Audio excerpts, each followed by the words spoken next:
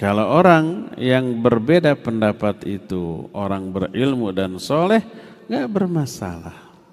Para ulama itu ikhtilaf dengan ikhtilaf tadad. Tadad itu kontradiktif, bertolak belakang. Imam Syafi'i menyatakan kunut subuh itu sunnah. Imam Ahmad menyatakan kunut subuh itu bid'ah. Bid'ah dengan sunnah itu musuh gerot loh. Bertolak belakang. Dan banyak pendapat yang kontradiktif. Tapi ketika ketemu saling memuji atau ditanya bagaimana pendapat tentang ulama padahal beda pendapat, dipuji setinggi langit. Nggak ada kebencian, kedengkian, permusuhan, atau sedikit pun terlihat gesekan yang memudaratkan, tidak sama sekali. Kenapa? Karena mereka dengan adab, ikhtilafnya dengan ilmu, iman dan adab, nggak masalah. Itu yang harus kita warisi dari para ulama, bukan hanya pendapatnya, tapi sikap dalam ikhtilaf.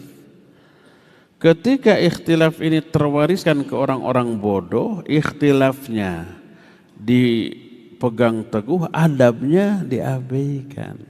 Adab ketika ikhtilaf. Akhirnya ada celaan, cemoohan, makian, dikata-kata yang buruk, macam-macam tuh. Disebut tolol, disebut bahlul, disebut bego, disebut macam-macam. Itu karena apa? Karena nggak ada adab. Kita yang dibego-begoin, yang ditolol-tolol, yang dibodoh, senyum aja. Itu tabungan pahala. Jadi sama dengan mana dosa kamu sini saya pikul, nih pahala saya berikan kepada kamu.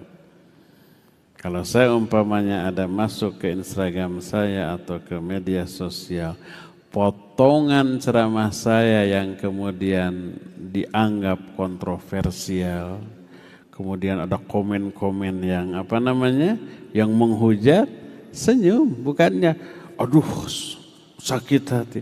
Senyum, ini pahala. Hinaan berarti mengurangi dosa, menambah pahala. Silakan hujat. Tidak rugi sedikit pun, tidak merendahkan kemuliaan kita, tidak akan menyakiti hati kita. Kita senyum, itu pahala nambah, dosa gugur, derajat diangkat. Kalau kita berdoa untuk orang-orang yang mencela, bisa kena itu. Da'watul mazlum mustajabatun wa in kana fajiro. Doa orang yang dizalimi mustajab walaupun dia orang durhaka.